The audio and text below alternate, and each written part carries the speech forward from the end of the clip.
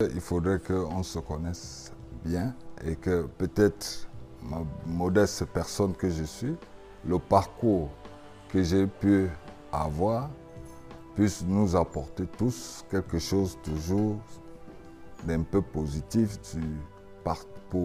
sur ce que nous faisons aujourd'hui. Parce que passer dans un...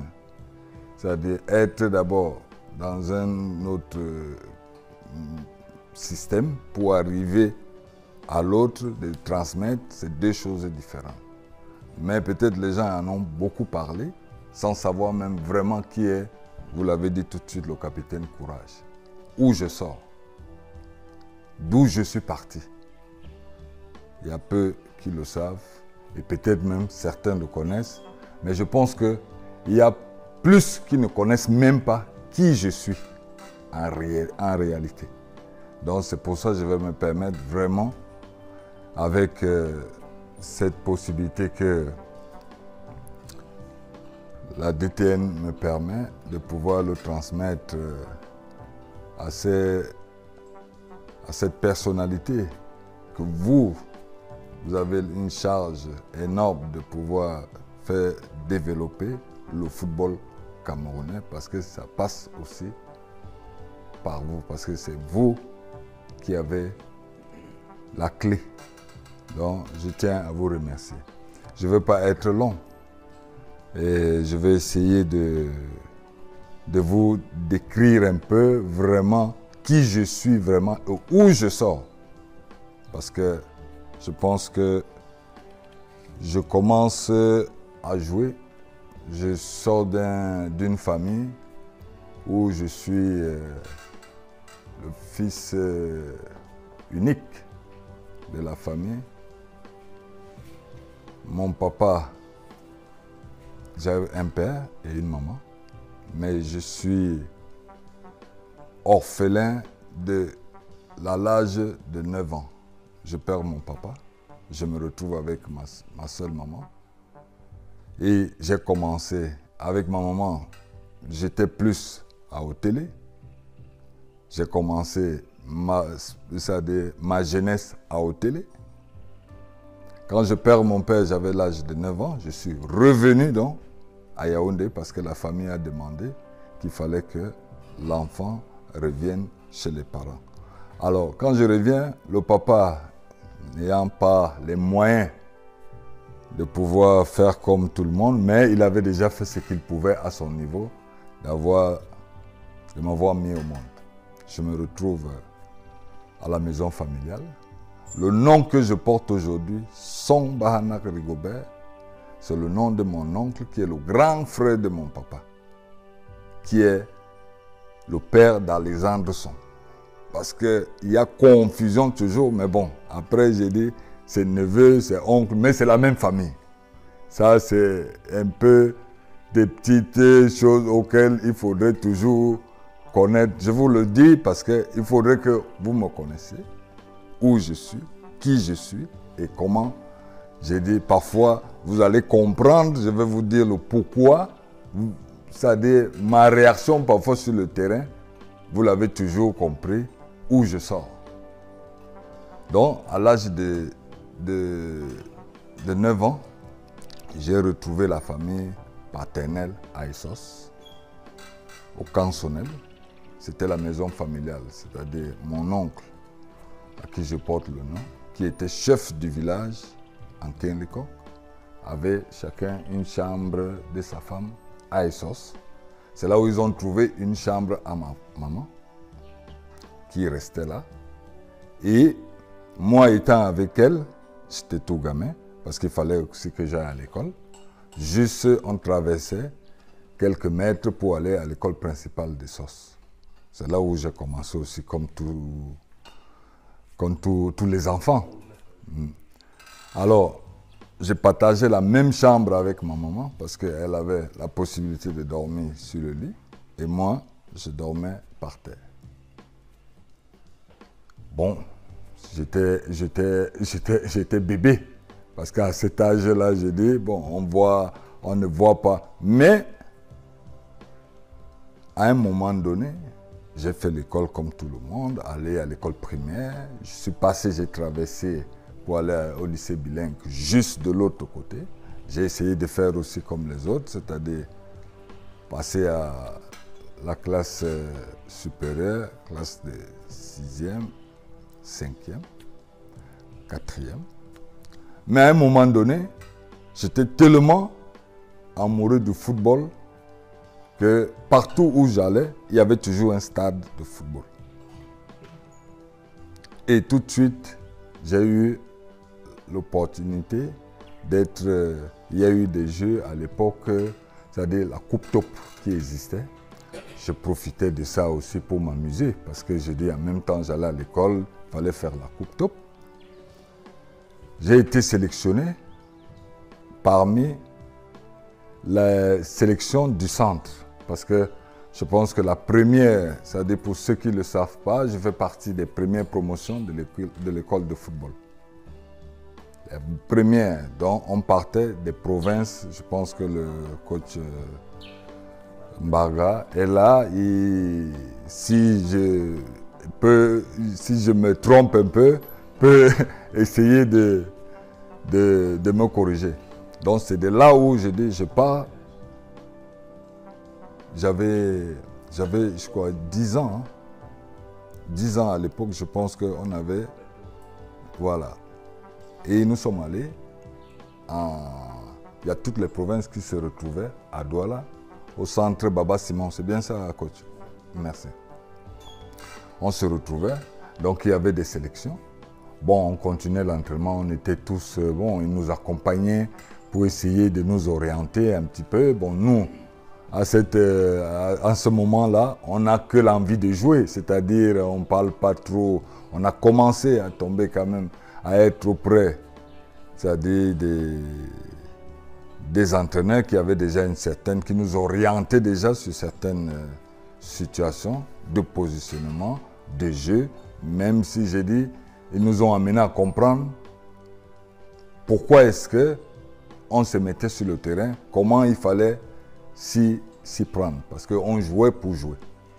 Donc, avec le coach Sadi et le coach Mbarga, on a eu vraiment cette opportunité auquel j'ai dit, on passait des visites d'abord, c'est-à-dire, c'était à l'époque, certains exercices qui nous permettaient de pouvoir voir nos performances. Le grand frère François a dit tout à l'heure qu'il avait ses défauts. Je ne sais pas si c'était des défauts, qu'au niveau de la course, ce n'était pas son affaire.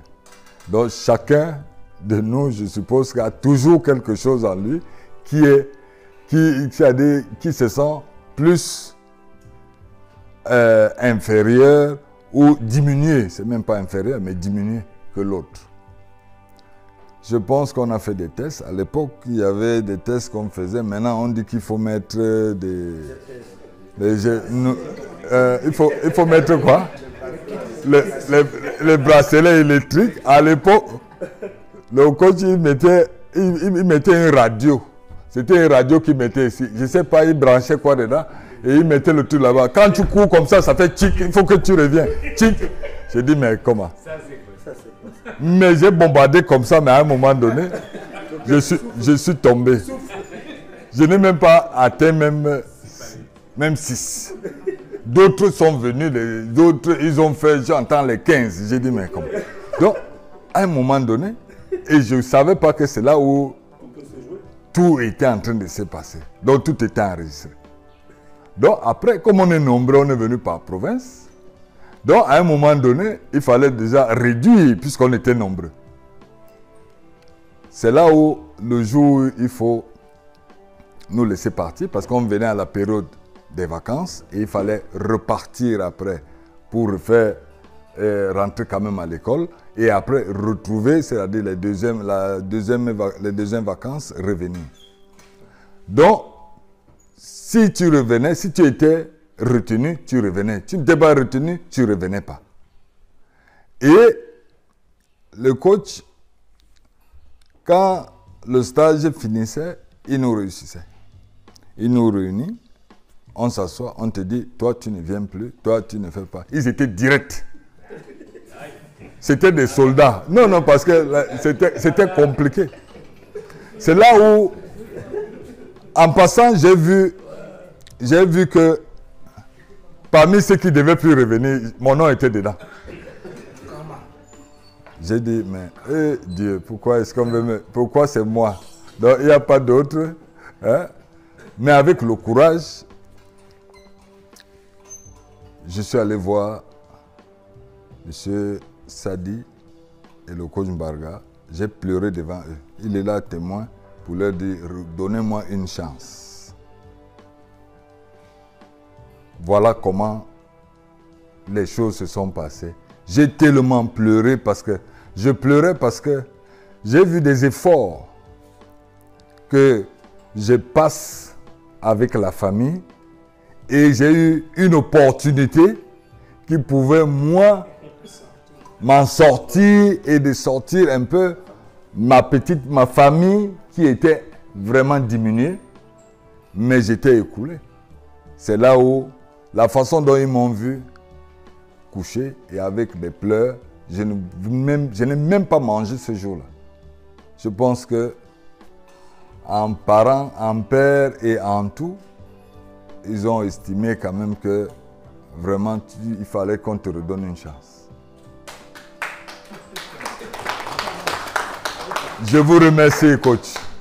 Je vous remercie. Parfois, j'ai dit, on le dit, peut-être qu'on ne le dit pas toujours dans les médias, mais j'ai dit, je veux profiter de l'occasion auquel la DTN m'a donnée pour vous dire, de vous parler vraiment de moi, parce que j'ai dit, il y a peu qui savent exactement qui je suis et d'où je sors. C'est pour ça que j'ai dit, ici, je préfère le dire pour que j'ai dit, je leur remercie de cette opportunité qu'ils m'ont donnée, parce que tout part de là. C'est là où ça a déclenché tout. Et la suite, lui-même, je pense que c'est souvent difficile de parler de soi. La suite de ça, c'était déjà irrécupérable. Quand je suis revenu, oh mon Dieu.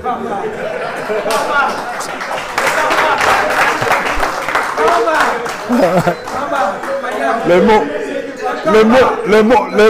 mots me manquent. C'est pour ça que je dis, parler de soi, c'est souvent difficile. Hein? C'est difficile de parler de soi. C'est-à-dire, j'aurais souhaité que le coach lui-même, il parle, mais puisqu'on me donne cette opportunité, je vous dis, quand je suis revenu, j'ai organisé, là où il y avait le désordre, j'ai mis de l'ordre. C'est moi-même qui ai pris les choses à main. Et c'est venu naturellement. Les choses sont arrivées naturellement. Je suis resté, j'ai compris en fait que il fallait que je fasse aussi des efforts. Il fallait que j'améliore quelque chose. Et j'ai été très discipliné à l'écoute et apprendre parce que j'étais à l'apprentissage. Et en même temps, qu'est-ce qui me boostait le plus? C'est d'abord ma situation familiale qui j'ai endossé à moi. J'ai dit, voyant comment, j'ai dit, ma maman était en souffrance parce qu'elle n'avait rien. Comment faire pour une sortie de là? Et voyant un peu l'environnement aussi, moi qui suis jeune, qui a perdu son père tôt, et je vais faire comment?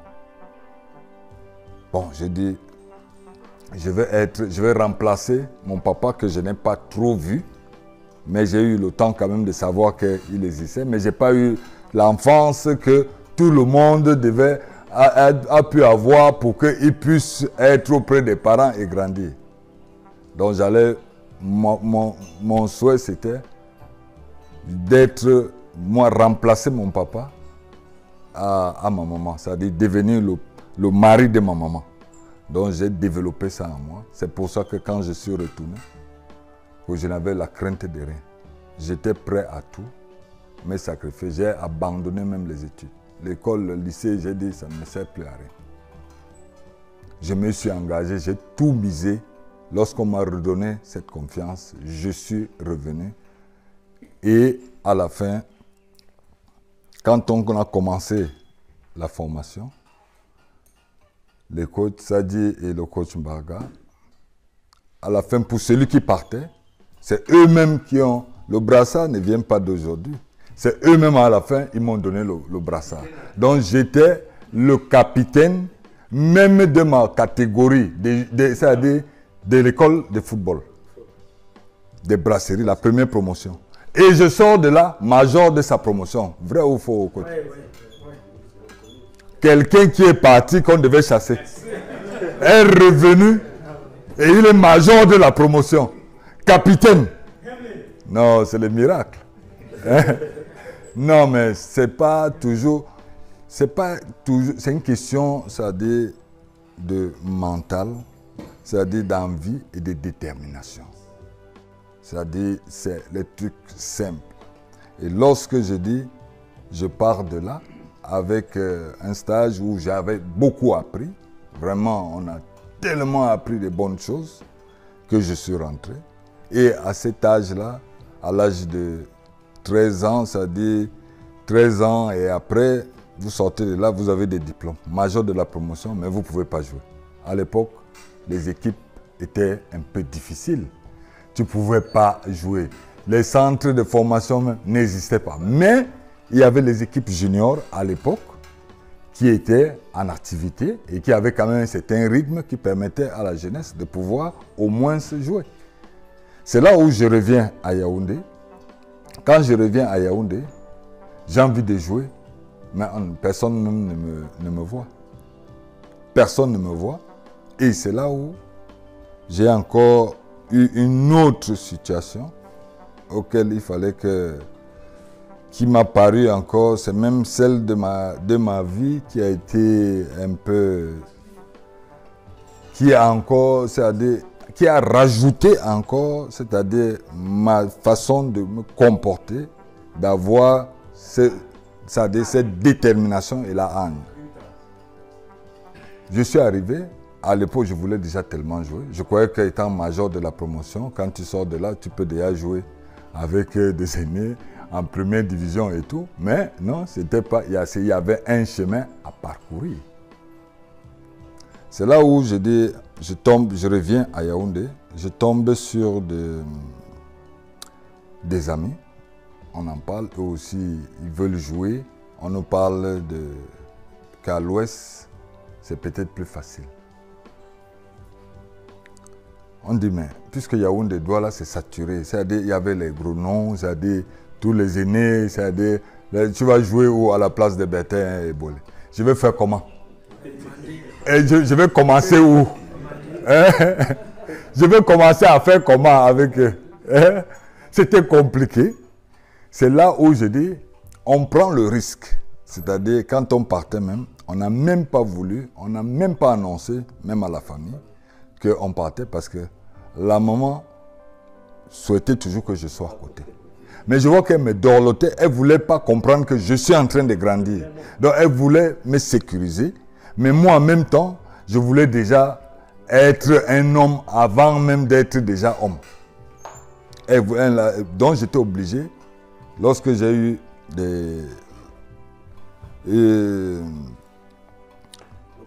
l'opportunité, je me suis retrouvé à Bafoussam. Je suis sorti de la chambre à 4 h du matin, maman elle dormait. Puisque elle dormait sur le lit, moi j'étais couché par terre. À 4 h, il fallait que j'escalade pour sortir, c'est-à-dire de la fenêtre pour aller à Bafoussam. Et je ne savais pas où j'allais. Mais on a dit qu'on s'en va se chercher. On était 3 avec les Loono, les Yéné. On sortait tous du centre de brasserie, de l'école de football des brasseries. Donc on était, nous là, on croyait déjà qu'on était déjà arrivés. Donc nous nous sommes retrouvés à Bafoussam. Alors, notre histoire, enfin mon histoire est très très très délicate parce que j'ai dit, quand j'arrive à Bafoussam, moi je ne savais pas quand tu arrives là-bas, on appelait un quoi. Quand tu es là-bas, un quoi veut dire quoi, je ne sais pas. Ça veut dire que c'est un étranger. Quand je suis arrivé, je ne savais même pas où aller. J'avais mon sac à dos. J'étais perdu dans la ville, en plein Bafoussam. C'est là où il faut dormir. On n'a personne. Je deviens un clochard. Oui, c'est mon histoire donc. J'ai dormi à la rue pendant au moins une semaine. Dans la rue, c'est-à-dire comme les boutiques ferment, je me couche là, je prends mon carton au bord, dans un coin, j'étale. Sortant des brasseries.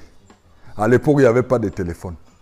Donc, pour me joindre, c'était compliqué. Ma famille même, c'est-à-dire ils étaient perdus. Tout le monde perdu. J'avais que mon sac à dos. J'avais été un débrouillard dans la rue, j'essayais un peu. Je suis même allé au-delà même à un moment donné. J'ai profité de l'occasion pour aller au marché, parce qu'il y a un marché juste à côté, en journée. Parce que quand on voulait ouvrir le magasin, il fallait libérer. Ouais, j'étais un locataire d'espace. Donc il fallait libérer. Donc je me retrouve en plein marché, en journée. Je suis obligé de faire ce qu'on appelle les pickpockets. Parce qu'il faut quand même... Il faut vivre. Puisqu'il n'y a rien, tu n'as pas d'espoir, tu n'as rien. Donc j'étais obligé de marcher et faire tout ce que... Voilà, les pickpockets pour que je puisse avoir quand même de quoi se grignoter. Voilà que je l'ai fait pendant 3 jours, une semaine comme ça. Parce qu'on ne savait pas où aller. On nous avait trompé que c'était trop facile. Là-bas, tu arrivais, tu trouvais tout était... Voilà que le jour où, vous savez, dans la vie, il y a la crainte de Dieu. Ceux qui sont croyants. La croyance, ce n'est pas toujours d'aller à l'église tous les dimanches. Ou bien de prier, c'est d'abord ce que tu crois, la foi. C'est ça qui est Dieu. C'est-à-dire, c'est ta croyance, c'est ce que tu crois et la foi que tu as, c'est ça. J'étais couché au truc. Voilà mon histoire. Hein. J'étais couché devant une boutique.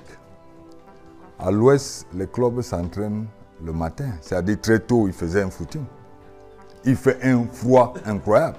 Mais comme là-dedans, il y a les élèves, il y a des étudiants, il y a des gens qui travaillent à l'époque. Donc pendant qu'ils sont en train de faire le footing, et ils courent en chantant. Moi, j'ai cru que c'est un peu la police. Non, j'ai cru que c'était des militaires. Voilà, ça c'est le rythme des militaires. Au moment où je veux me retourner pour voir un peu, pendant que je suis sur le carton, que je me retourne, je vois une personne avec une chaussure à main de football. Une godasse. C'est là où je plie mon carton. Je le remets dans mon coin. Je prends mon sac à dos. Je commence à les suivre. Quand je les suis, ils sont en train d'aller faire leurs derniers étirements et de pouvoir faire un petit jeu et se libérer pour aller, ceux qui allaient à l'école, ceux qui devaient aller au travail. C'est là où, quand j'arrive, ils me considèrent pas, ils ont considéré quelqu'un, un jeune qui était là derrière. Ils ont commencé même à tirer les ballons partout. Ma modeste personne, c'est moi qui allais ramasser les ballons et revenir les donner, puisqu'il fallait que je sois occupé. Il fallait que je sois occupé. Voilà comment je pars, je reprends les ballons, je ramène. Au moment où ils veulent s'en séparer, c'est-à-dire finir l'entraînement, la séance d'entraînement, c'est là où ils veulent faire un 2 camps. Pour s'amuser un peu, vite fait et tout. Ils sont 11 là-bas, ici il y a 10. C'est pour ça que je parlais de Dieu tout à l'heure.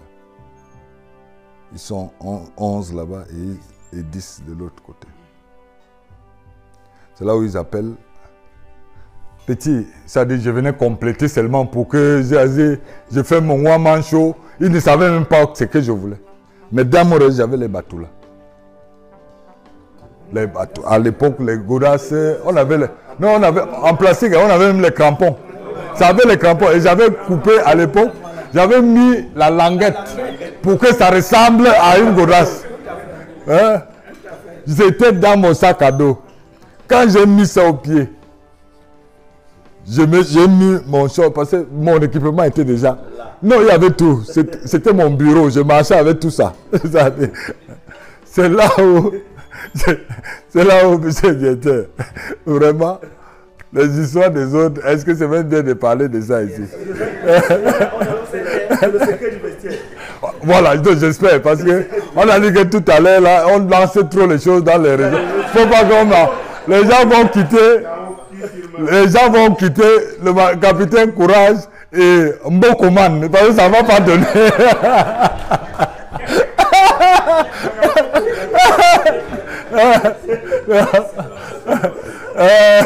Non, mais bon.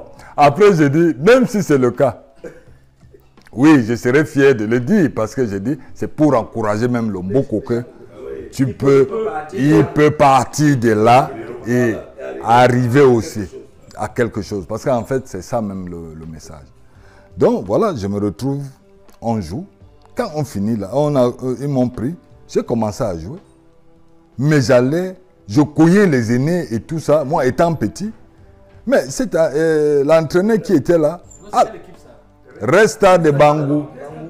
Resta de Bangou. C'est mon premier club. Parce que peu de gens ils le savent, que je suis parti des brasseries à Resta de Bangou. Quand j'arrive à Resta de Bangou, l'entraîneur, quand je m'entraîne, mais ce que j'ai fait aux aînés, c'était... On dit, mais... Il a même commencé à dire qu'il prenait le Njap. Moi, il ne savait pas le Njap. Que l'enfant, si même, pourquoi il est rebelle comme ça. Mais il ne savait pas le vécu que j'ai eu. Tout le parcours. Donc, tout est sur moi. Il faut que je me libère. Je me libère de ça parce que j'ai dit, là, vous m'avez redonné une autre opportunité. Il faut que je la saisisse. Voilà comment je me mets dans le truc. À la fin de l'entraînement, cet entraîneur m'a tiré de côté. Il était professeur d'éducation physique à un lycée à Bafoussa. Il me dit, tu sors d'où? Je dis, je sors de Yaoundé. Il me dit, tu fais quoi ici? Je dis, je suis venu jouer. Il me dit, tu habites où? Je dis, je n'ai pas de maison. Mais tu dors où? Je dis, je dors en route. Il me dit, quoi? Mais tu dis que tu veux jouer? Bon, il m'a pris, il m'a amené chez lui. Quand il m'a amené chez lui, il m'a dit, attends, moi je m'avais donné cours, je reviens. Quand j'arrive même à la maison, j'étais gêné parce que moi aussi, je me suis adapté tout de suite parce que la confiance que j'avais, c'est qu'il était déjà au moins entraîneur et que tout le monde savait que les gens le reconnaissaient. Quand il m'amène chez lui, moi, il me présente à sa femme. Il y avait sa femme, les enfants, tout le matin. Il dit, bon, cet enfant, il va rester ici, il va m'attendre.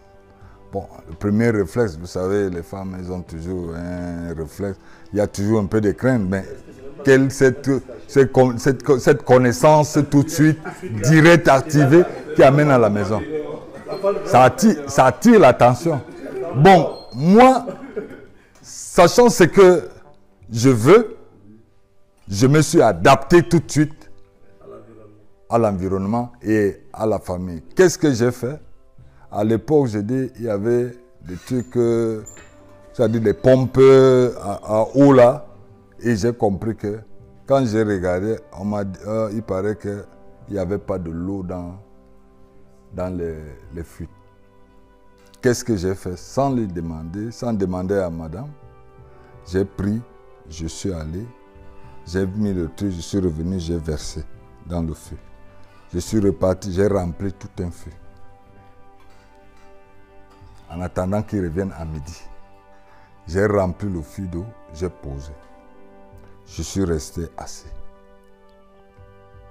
Madame m'a fait à manger, elle m'a donné, j'ai mangé. Quand il est revenu, il m'a dit, tu veux jouer? J'ai dit, je veux jouer. J'étais même mineur, je n'avais même pas le droit de signer un document. Maintenant, comment faire pour que je puisse avoir une licence? C'est là le problème. Le problème se pose là. J'ai déjà 15 ans, 16 ans. C'est là où maintenant, je dis, je crée, lui-même, il crée un modèle, il devient moi-même mon père. Pour jouer avec une fausse licence. Mais attends, il ne faut pas couper que on joue aussi avec, on joue aussi avec les fausses licences. Donc vous savez que c'était à l'époque. À l'époque. Donc pour jouer avec une fausse licence, c'est-à-dire, dans les normes, c'est-à-dire, je n'ai pas le droit de signer. Hein? Mais on a manigancé un truc. Je me retrouve à Bango. Deuxième division. On commence à jouer. On fait cet entraîneur-là, le service qu'il a rendu jusqu'à aujourd'hui. Je ne sais pas, c'est seul le Seigneur qui sait ce qu'il réserve. C'est là où je pars à Bango. Quand je pars à Bango, je commence à jouer. Je suis déjà titulaire, avec les papas même, hein, les âgés même plus que moi. Je commence à carburer, c'est-à-dire avec la détermination, l'engagement et tout ça, là, la famine et tout ça. On était logés. Lui, qu'est-ce qu'ils ont fait? Ils nous ont logés. C'est-à-dire on a trouvé une chambre où on était tous dedans. On était au moins 10 dans une chambre. On mettait les cartons avec les lonos. Les Guinéens, tout ça là, on se retrouvait tous là-bas. Et on avait alors, ce qui était plus grave, c'est que les tenues, nos tenues, on avait les mêmes tenues. Il n'y a rien, c'est-à-dire il n'y a pas de fonctionnement. Damé nodé. On est obligé de se débrouiller. La première fois, les gars, ils m'ont donné, quand je signe, ils m'ont donné 30 000. Enfin, signature, c'était l'accompagnement, parce que je n'avais même pas le droit. 30 000. J'ai essayé aussi de faire le one-man show, comme tout le monde, pour se sentir aussi à l'aise. Je suis allé au marché. Je suis allé à la friperie, porter un peu quelque chose pour que je me sente un peu. Et essayer même d'avoir même le matériel pour pouvoir travailler. C'est au sorti de là que le championnat commence. Je suis tout de suite appelé avec les juniors. Quand je suis appelé avec les juniors, ma carrière commence un peu... C'est-à-dire, je faisais partie de ma catégorie qui était les cadets juniors et parfois même qui allaient faire le renforcement chez les seniors. Donc quand on m'a appelé avec les juniors, je suis venu. On a fait... Quand nous sommes allés où? En Ouganda et tout ça là. Avec à Ouganda. Donc vous voyez cet enchaînement des choses. En jouant là-bas, la possibilité tout de suite. Comme je dis cette histoire, je ne sais pas pourquoi le capitana, le coach Ntongoupe, j'étais toujours leur capitaine dans ma catégorie. Donc j'ai traversé toutes les catégories. Capitaine. Je n'avais rien demandé, coach. Je ne sais pas qu'est-ce que vous-même vous m'avez donné. Hein? Je n'ai rien demandé. C'est venu comme ça naturellement et tout. Or, je pense que ce n'était pas parce que j'étais meilleur. Ce n'était même pas parce que j'étais le plus beau. Ce n'était même pas parce que j'avais quelque chose d'exceptionnel. Mais j'avais une seule chose d'exceptionnelle. Je pense que l'attirance, la vision que le coach a vue de moi, c'était on peut être faible, mais il faut y croire. Et accepter et être humble. Parce que ce qui tue, c'est que on joue, mais on n'a pas le sens d'être humble. Quand tu ne sais pas, il faut le dire. Et il faut être à l'écoute. Je pense que ça les a captés. Et ils ont dit, bon, voilà, ça c'est... C'est-à-dire, j'avais ma personnalité. C'est que je savais aussi que, autant je suis comme je suis, j'ai aussi des qualités où j'ai mes qualités et mes défauts. Quand ça ne va pas aussi, je peux réunir parce qu'en même temps, en groupe, c'est difficile. Il faut toujours, c'est-à-dire, une gérance n'est pas facile. Donc, bref, je suis passé des juniors. Tout de suite, j'ai été sélectionné à une présélection. C'était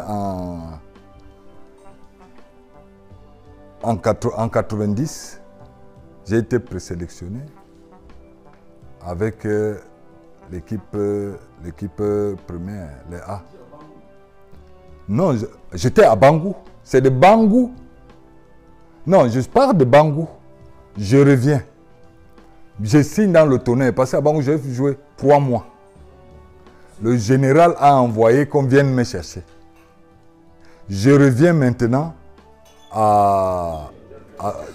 au tonnerre. Quand je reviens au tonnerre, je suis revenu en 94. 93, 94. Ouais. Parce que en 93, je reviens au tonnerre. J'ai joué les juniors en 93. En 93. Et je reviens donc dans le tonnerre maintenant. Et dans le tonnerre, j'ai passé une saison. C'est là où j'entre maintenant dans le truc. C'est là où le général, il a envoyé que je vienne. Je suis arrivé. C'est là où j'ai commencé à prendre conscience un peu plus, c'est-à-dire du sens du professionnalisme. J'ai appris, c'est-à-dire l'envie de jouer à la base. Maintenant, voir que ce métier peut être un travail, c'est à partir de tonnerre où je tombe avec des aînés. Où je dis, je me retrouve dans un cercle où je suis qu'avec des aînés. À l'époque, il y avait les Mbassi,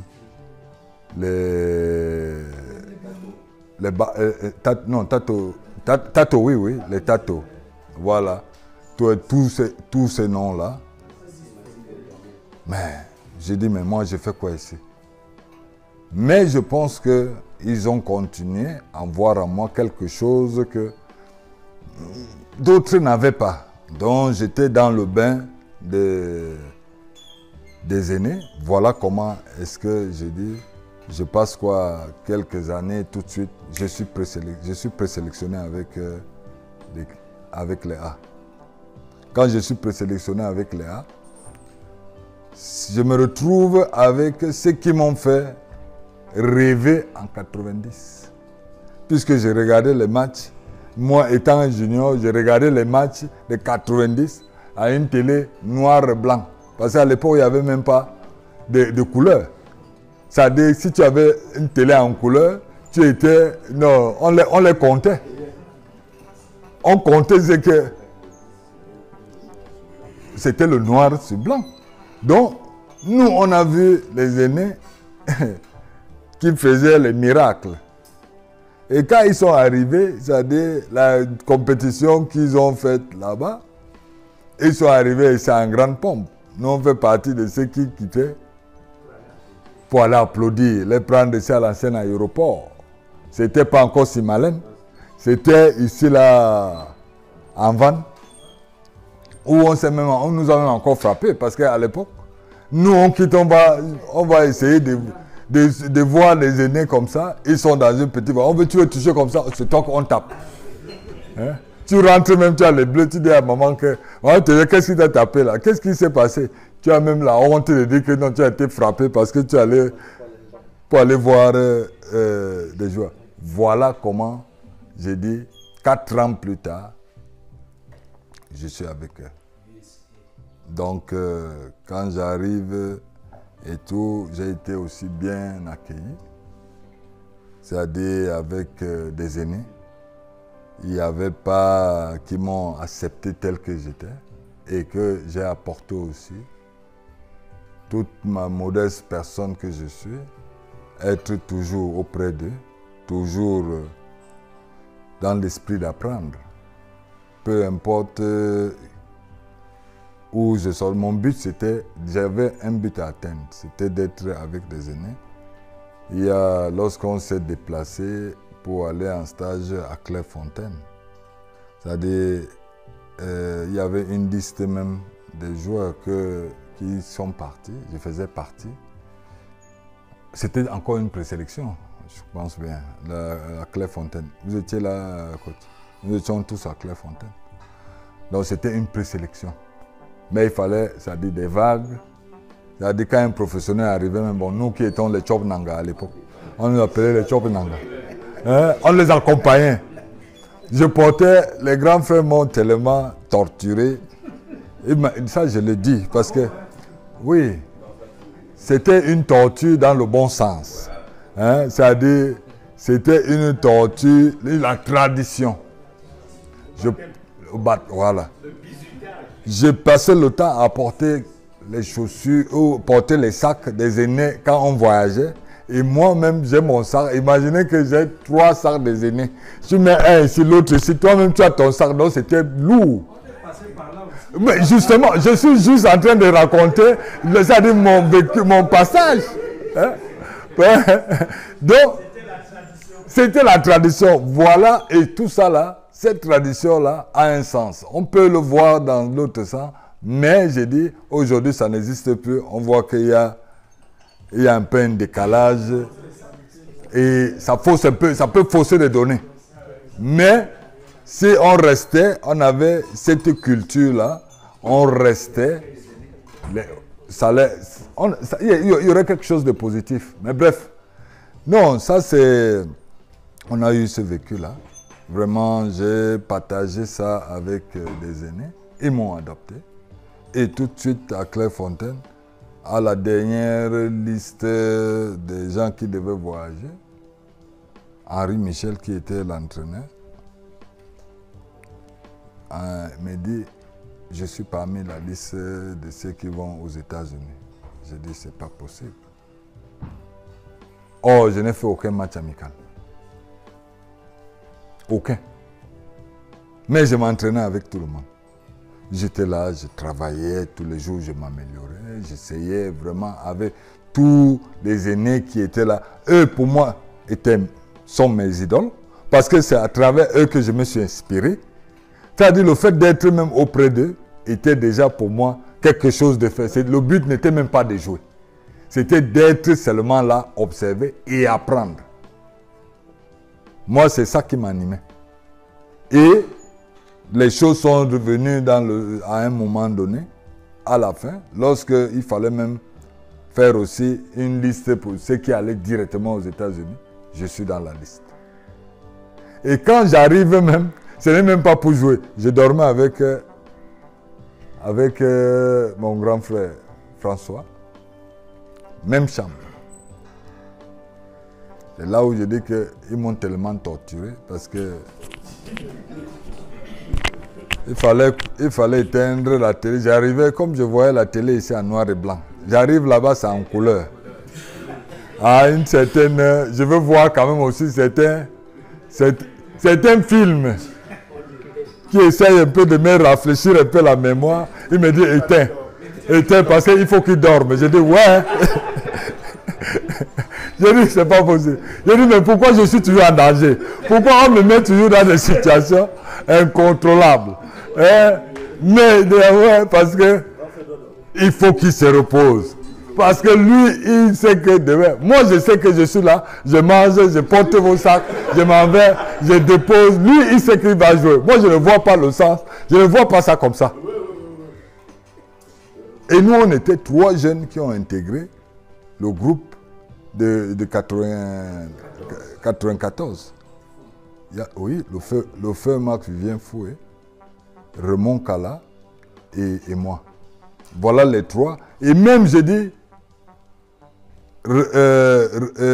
Marco, lui, le feu Marc avait déjà joué même le match du Zimbabwe ici. Raymond, lui, il entrait, mais il était déjà ancien. Et lui, ils étaient déjà dans la liste même des 11. Moi, je ne devais jamais jouer. Je ne sais même pas s'il devait être. Voilà encore une autre coupée de ma situation. comment les choses, j'ai dit, la crainte de Dieu. Voilà encore ce qui se passe dernière minute pour que je sois même dans les 11. Je ne devais même pas jouer. Tout était déjà en place, mais j'étais déjà là, c'était pour apprendre.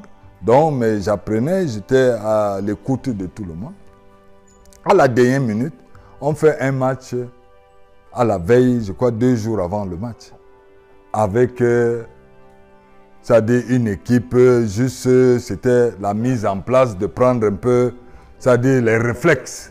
C'est-à-dire quand c'est le dernier truc comme ça, tu ne joues pas avec une équipe qui a un certain niveau et tu essayes de trouver un adversaire un peu auquel il faut que vous retrouvez les automatismes, c'est-à-dire que ça passe plus vite.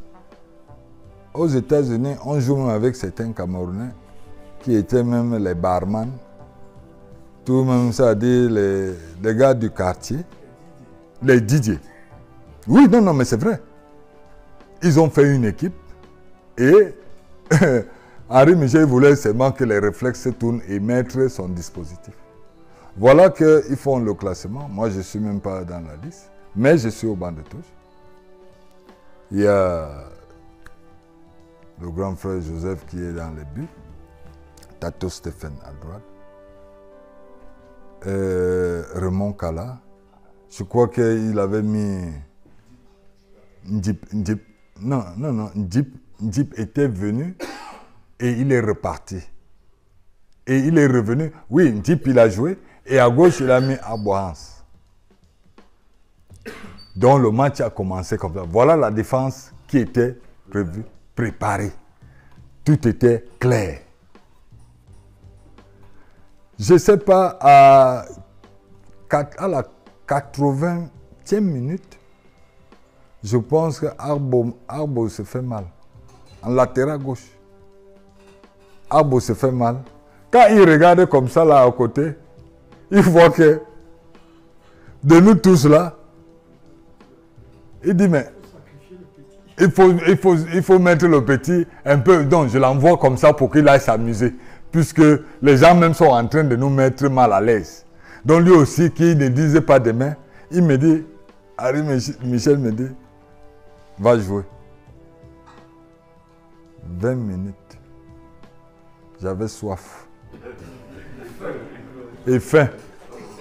C'est-à-dire, c'est comme si on a tapé le marteau pour révéler. C'est-à-dire, ça a réveillé encore tout ce qui s'est passé. C'est-à-dire le passé. Oh! Quand je suis entré là, c'est-à-dire à gauche. Non, j'ai mis de l'ordre. Il y avait le désordre, j'ai mis de l'ordre. Non, j'ai mis de l'ordre. Tout le monde a été d'accord. Quand on rentre, coach, voilà ce qui se passe alors. Bon, moi, honnêtement, je me dis, de toute façon, c'est une blessure qui arrive. Bon, j'ai fait mon affaire. On m'a donné la possibilité. Je me suis exprimé. Voilà qu'à la fin, 2 jours, non, la veille du match, Henri Michel m'appelle. Je suis avec François dans la chambre. Il m'appelle. Il me dit, je veux te voir. J'ai dit, mais j'ai commencé à me poser des questions. Je mangeais au restaurant plus que tout le monde, puisque mon passé, je n'avais jamais mangé. Là, je tombe sur une occasion, il a mangé. Bon, non, il connaît. J'ai mangé jusqu'à même les gens demandaient que l'enfant, c'est comment. Et à la fin, en 2 jours du match, ils ont compris que j'ai commencé à baisser. Même avec François, mon frère avec qui il dormait dans la chambre, je n'ai pas dit que quand le coach m'a appelé, je ne lui ai jamais dit ce qu'il m'a dit. Quand il m'a appelé, il m'a dit que prépare-toi, tu vas jouer. J'ai mis les mains à la tête. Contre la Suède. On m'a dit tu vas jouer le premier match. J'ai dit qui moi? Il me dit prépare-toi. Au restaurant, quand j'entrais, j'ai dit, mes aînés là, ils disaient seulement, bon, d'abord, on va te servir parce que laisse-nous, on se sert avant. Donc, ils ont commencé à voir que quand j'ai remplissé le plat, ça a baissé. Ils ont commencé à dire que l'enfant, qu'est-ce qui lui arrive? Est-ce qu'il est malade? Il a un problème? J'ai gardé ça en moi. J'ai gardé ça tranquillement. En fait, on a géré comme ça, il m'a préparé. C'est pour ça qu'en même temps, je pense qu'on a un métier, le métier auquel j'ai dit, après le football et que nous avons opté faire, il y a cette préparation aussi sur le plan psychologique.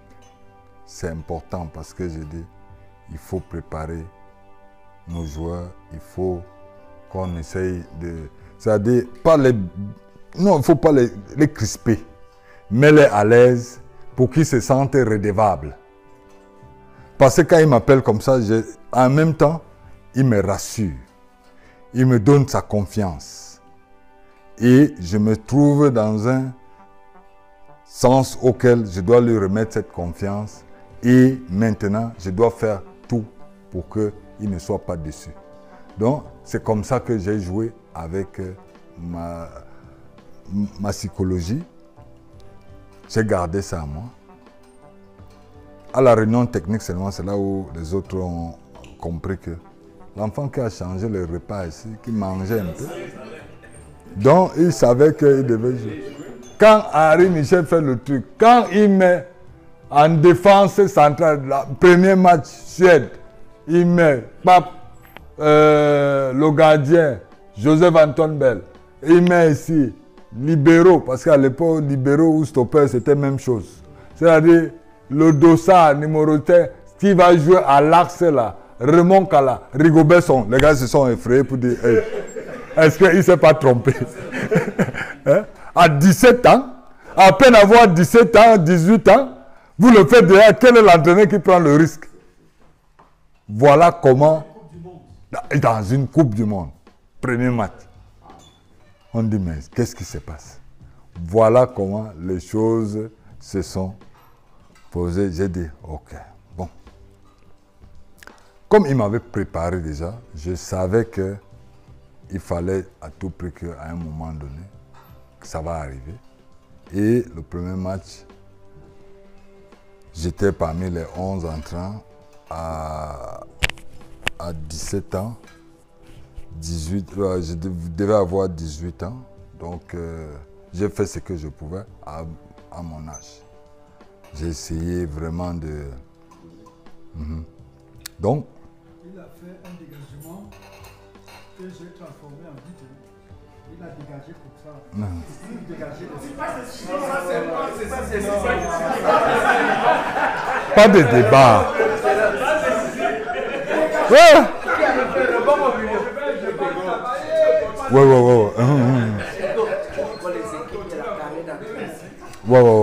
Donc, après, bon, le grand frère, vous voyez comment, j'ai dit, c'est toujours une continuité. Bref, pour moi, c'était une passe décisive. Puisque je ne l'ai fait jamais, mais j'ai déjà fait une passe décisive. À toi, grand frère, j'ai donné. Tu as marqué. Merci. En Coupe du Monde. Donc, non, c'est... En fait, donc voilà un peu comment les choses se sont passées.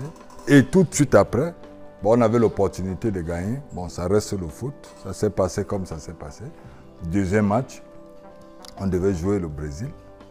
Et l'enchaînement des trucs, l'entraîneur est resté dans le même dispositif qui reconduit la même équipe qui a commencé parce qu'on n'était pas négatif. Mais bon, après, j'ai dit le résultat, on n'a pas pu gagner, mais on était sur une bonne lancée quand même. Donc on nous reconduit. Je fais encore repartir encore des 11 entrants contre le Brésil. Oh, ce même Brésil, nous on voyait les bébés tôt à travers le noir et blanc. Il faisait des miracles. J'ai dit, je me retrouve avec lui dans le vestiaire. Mais je n'avais la crainte de rien. J'avais une assurance auquel j'ai dit, j'avais tout à gagner que de perdre. Parce que j'ai dit, à mon âge, étant jeune, j'ai droit aux erreurs. Donc là, je me suis lancé dans une affaire, c'est-à-dire j'ai accepté et j'ai joué mon rôle et mon devoir, c'était de faire ce que l'entraîneur me demandait de faire et de partager avec mes coéquipiers. Donc tout de suite, On a commencé le match. Ça s'est passé comme ça s'est passé. À la deuxième mi-temps, Bébé Toï veut venir s'amuser, mais comme ça a rappelé encore que j'ai taclé même à Resta de Bango où il n'y avait pas le gazon. Quand tu veux passer à côté de moi où il y a le gazon, je l'ai envoyé directement à la piste d'atterrissage. Et on me dit, on m'appelle, on dit que cet enfant, tu es un peu désordonné. Hein? Bon, va d'abord te reposer parce que on va voir après. C'est là où je prends mon carton rouge. Hein? D'athlétisme. Parce que il fallait. C'était mieux pour lui d'aller là-bas. Hein, pour continuer, c'est-à-dire de faire le marathon. Oui, c'était mieux pour lui de se mettre pour faire le marathon parce que. Hein? Voilà. Non, voilà un peu comment j'ai dit. Là, ça dit mon parcours en fait avec l'équipe nationale. Bon, pro et entraîneur rapidement. Voilà. Donc, pro, on connaît. Pro, entraîneur.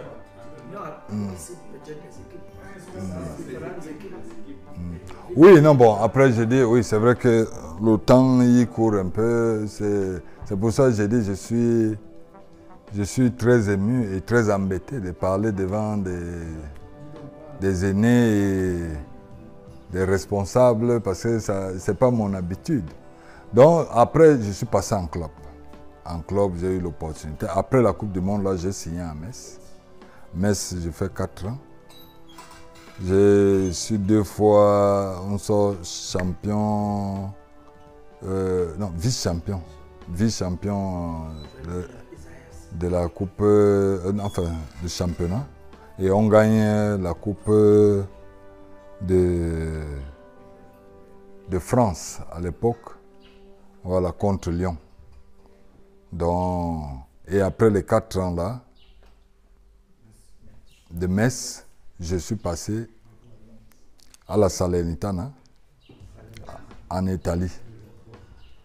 C'est un club qui sortait de la 2e division et qui montait. Et ayant déjà fait 4 ans avec lui, il fallait que je change un peu pour essayer de comprendre un peu dans l'autre sens qu'est-ce que ça faisait. Bon, arrivé là-bas, j'ai passé quelques mois parce qu'en fait, le président avait besoin de moi, mais l'entraîneur, il n'avait pas besoin parce qu'il voulait garder son effectif qu'il est monté avec en première division, en Série A.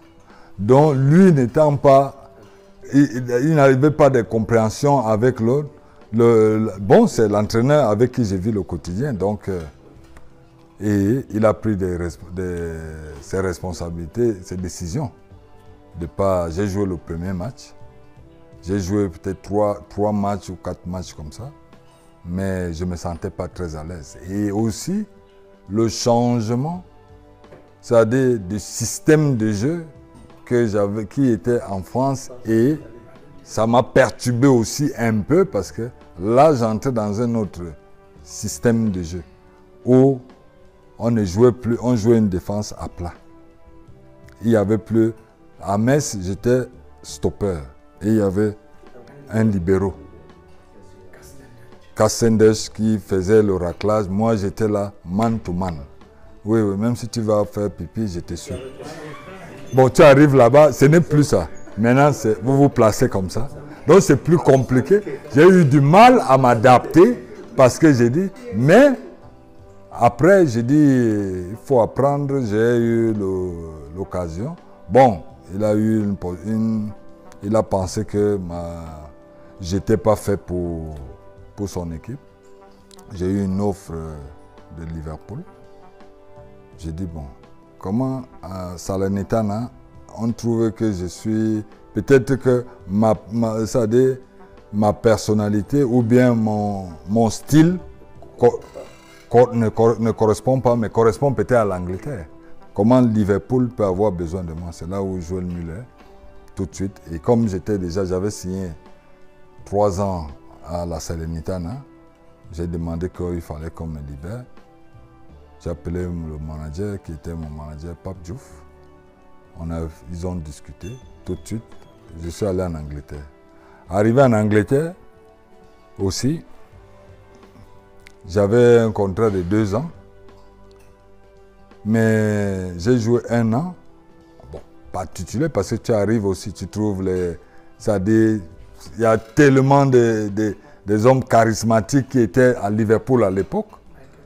Michael Owen, une défense vraiment très solide avec des joueurs de nom et tout ça là, c'est-à-dire, mais je m'adaptais, je jouais en défenseur central, parfois en latéral, donc mais j'essayais quand même de trouver, mais j'ai appris quand même de tout ça quelque chose, parce que je dis, je suis arrivé dans un, j'ai parcouru un peu certains pays et je passe...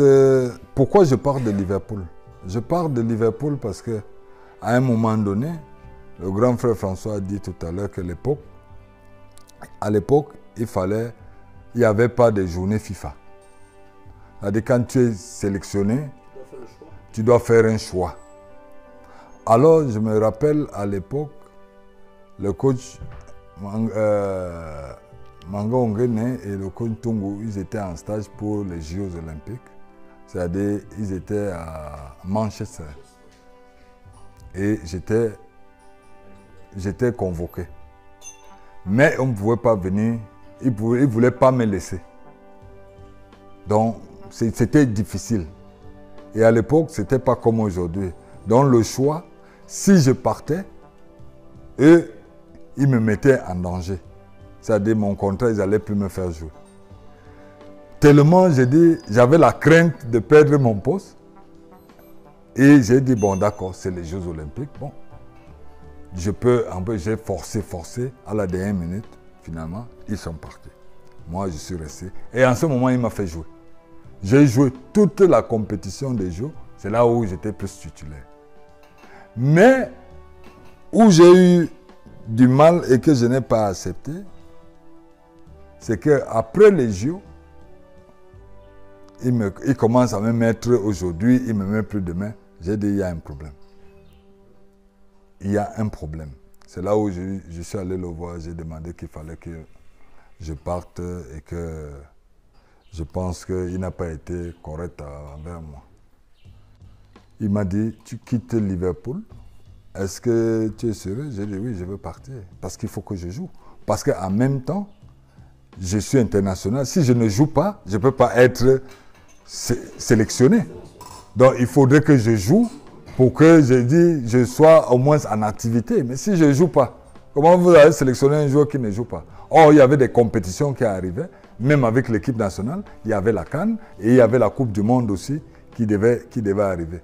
Donc, je suis allé le voir, on est tombé d'accord, il m'a libéré. Je suis allé à West Ham, je suis tombé sur Henry Redknapp. Ouais, parce que je joue avec son fils à Liverpool. Il a un fils aussi qui était footballeur. Donc voilà un peu, je dis, ce passage-là, il me fait venir. À un moment donné, je joue 1 an, titulaire. Mais après, il part, il y a un deuxième entraîneur qui vient. Bon, lui aussi, il vient avec sa méthode. Parce que j'ai dit, c'est pour ça que j'ai dit, nous avons choisi un métier qui est un peu ingrat. Mais nous sommes dans l'obligation de le faire. C'est-à-dire, si l'autre vient avec son projet qui ne correspond pas, c'est pas... C'est-à-dire, il a le choix de faire ce qu'il veut. Donc lui aussi, il est venu avec ses choix. Et j'ai préparé la Coupe du Monde Corée-Japon. En 2002. 2002, je préparais ça. En 2002 au Japon. Avec Wilfried Schiffer. Voilà. Donc, alors c'est là où, ne jouant plus trop là-bas tout le temps, il fallait que je fasse un choix, il fallait que je joue. Il m'a dit, Schiffer, il faut que tu joues. Et moi-même, il fallait que je sois en jambes. C'est là où j'ai quitté le West Ham. Je suis appelé à Cologne, en Allemagne. Je joue là-bas, je vais en prêt. Je joue, je quitte maintenant, c'est-à-dire la saison finie. Je rentre maintenant, c'est-à-dire quand la saison finit, je m'en vais en Coupe du Monde. Quand la Coupe du Monde finit, c'est là où mon entraîneur Non, pas de West Ham, de Metz. Il part à Lens, Joël Muller. C'est là où il me rappelle, il m'a dit, j'ai besoin de toi. C'est là où, moi étant en prêt, de l'autre côté, et que j'avais déjà fini la saison, donc j'étais presque libre. Je suis donc parti à Lens. J'ai passé 2 ans à Lens. Vraiment, tout était parfait. Toujours, je dis, le management, quand tu es avec, ça dit dans l'encadrement, il y a une question de management. Quand tu te sens à l'aise avec, avec ceux qui t'accompagnent, eux-mêmes, ils savent qu'il y a quelque chose en retour. Donc, tout de suite, je quitte de là. Je me retrouve après, je me retrouve en Turquie, Galatasaray. C'est l'un des pays où j'ai passé plus de temps et j'ai été très à l'aise parce que c'est des passionnés et j'avais déjà un bagage à ma personne, à mon petit niveau, le vécu que j'ai eu à passer. Et arrivé en Turquie, j'avais l'impression que j'étais déjà assez armé. Je n'avais pas tous les éléments, mais j'étais déjà prêt. Et j'étais déjà à la porte, plus à la porte de sortie qu'au départ. Donc c'est là où j'ai pris le plaisir de jouer. On a gagné énormément de titres. 2 titres comme ça. Et en plus de ça, je pense que j'ai passé 4 ans, j'ai eu à côtoyer des entraîneurs comme... mon entraîneur était Éric Guéret. Ouais, Éric Guéret, pas à son âme, qui était entraîneur de Marseille. Donc, on a beaucoup appris, on a beaucoup échangé. Lui aussi s'est adapté à moi. On a tellement fait des échanges, on a gardé une très bonne relation. Bon. Quand il est parti, moi aussi je suis parti. J'ai dit bon, je vais préparer mon dernier club. Je suis allé à Trabzonspor. À Trabzonspor, quand j'arrive aussi à Trabzonspor, qui je trouve là-bas, je trouve le Belge. Ouais. Fink. Hein?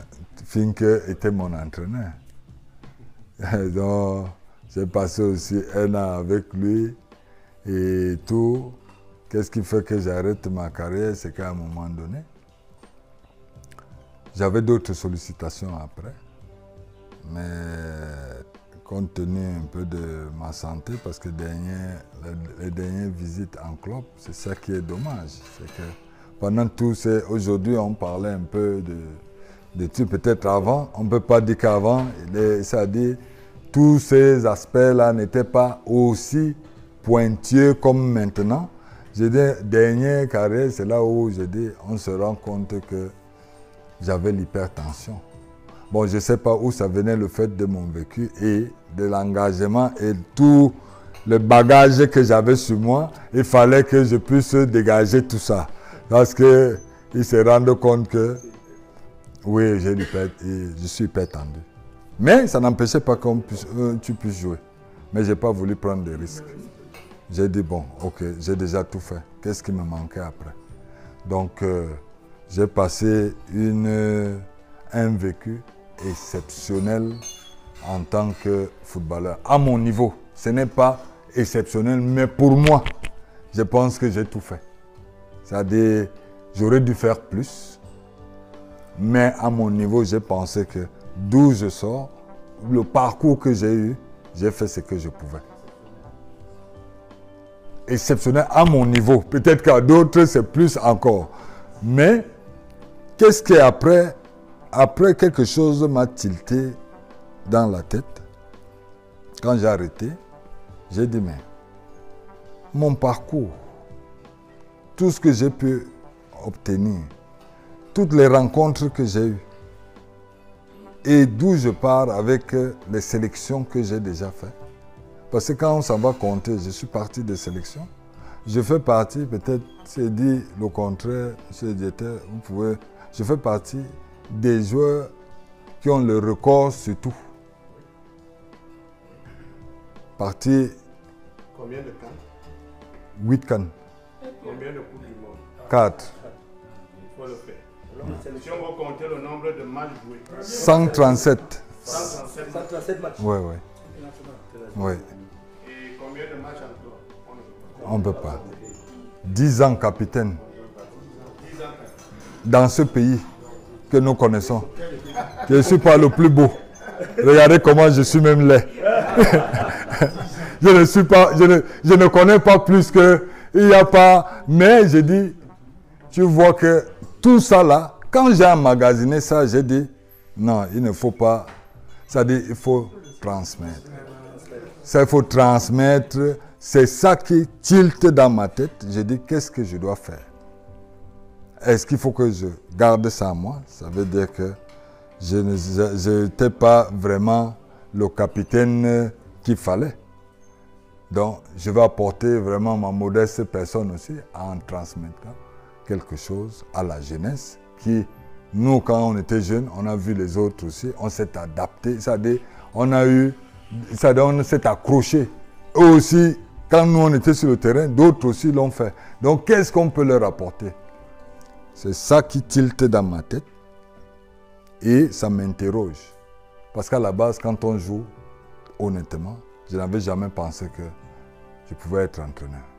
Jamais. Il y avait tout qui pouvait passer, sauf ça.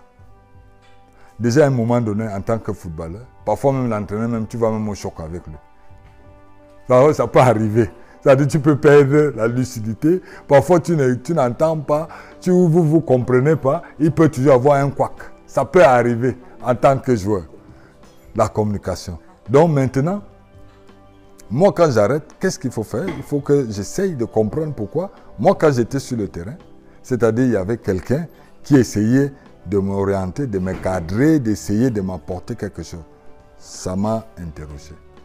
C'est pour ça que j'étais allé voir Joël Muller, qui, j'ai dit, c'est l'un des seuls entraîneurs que j'ai eu l'opportunité de travailler 2 fois.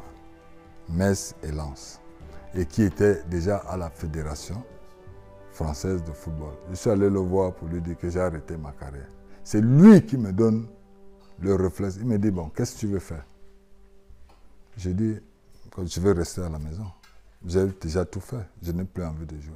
Qui attire mon attention, il me dit, mais pourquoi tu ne transmets pas ton vécu aux autres? Avec tout ce que tu as vécu, ça a tilté dans ma tête. Quand je rentre, ça m'interroge. Et maintenant, pour faire la formation, il me dit, mais va faire la formation. Il fallait que tu sois parrainé. Monsieur Dieter, c'est bien, c'est lui qui est mon parrain pour que j'intègre la formation. C'est comme ça, c'est Joël Muller qui est mon parrain pour que j'intègre la fondation. Et quand je commence la fondation, comme le grand frère François a dit tout à l'heure, quand tu as déjà joué quand même un certain nombre de trucs, c'est-à-dire tu as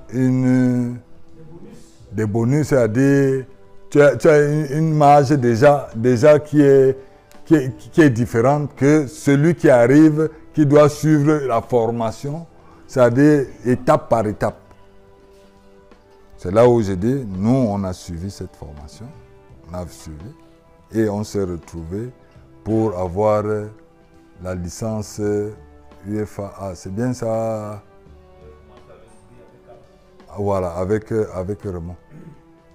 Donc c'est là où on se retrouve à Clairefontaine.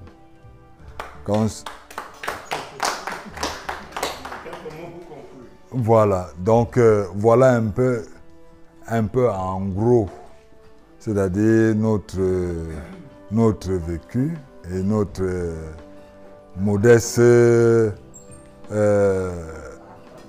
parcours. Et on se retrouve, bon, on entre aussi, on dit que bon, on va essayer puisqu'on est passé dans le côté où il fallait qu'on écoute pourquoi est-ce qu'on peut transmettre. Et comment transmettre? Ce n'est pas parce qu'on a joué qu'on a cette possibilité de transmettre. Parce que ça aussi, il y a un problème. veut jouer, c'est-à-dire mon parcours ne veut pas dire que je dois entraîner. Maintenant, c'est pour ça qu'on rentre dans les formations, pour mieux comprendre et apprendre aussi certaines choses, parce que comment transmettre aussi, parce que il y a la pédagogie qui existe, parce que parler même en face de vous, c'est pas quelque chose de...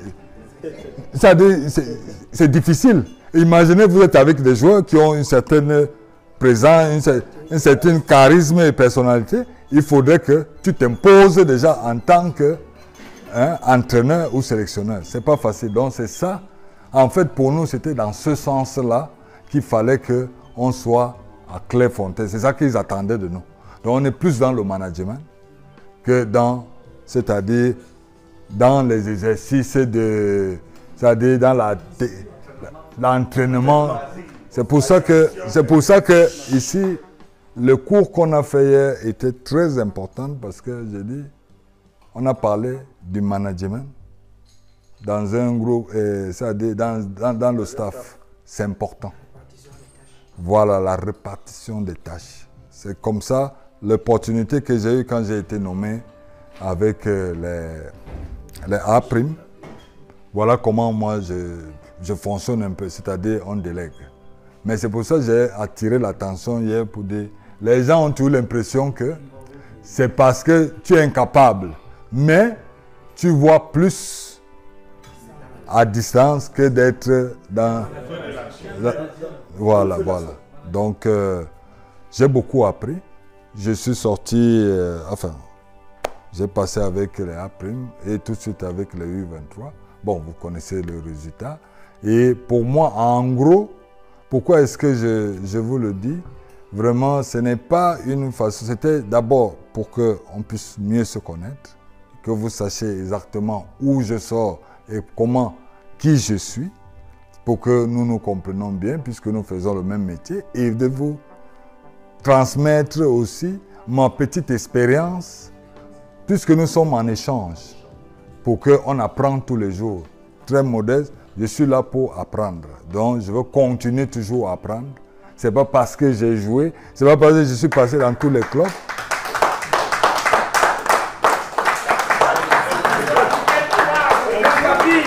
Non, mais vous savez, tout à l'heure, j'ai parlé de celui qu'on ne voit jamais, qui est là-haut, qui fait que des miracles. Je pense que de tout ce qui se passe, ma situation et tout ce qui s'est passé après, je vais toujours rester dans le sens de remercier toujours ceux qui ont fait des prières, parce qu'il paraît que lors de ma situation, c'était devenu, les maisons étaient devenues même des prières. Donc vraiment, me voici. Qui peut me tromper là? Regarde comment je peux. On t'y allait dire merci. Merci vraiment pour ce soutien. Parce que c'est tout ça aussi qui fait, c'est-à-dire les personnes qui font en sorte que ce que tu donnes, on te le transmet aussi. Donc je tiens à remercier, c'est-à-dire tout le peuple camerounais et du monde entier aussi, qui a prié. Et Dieu nous a écoutés. Et j'ai dit merci.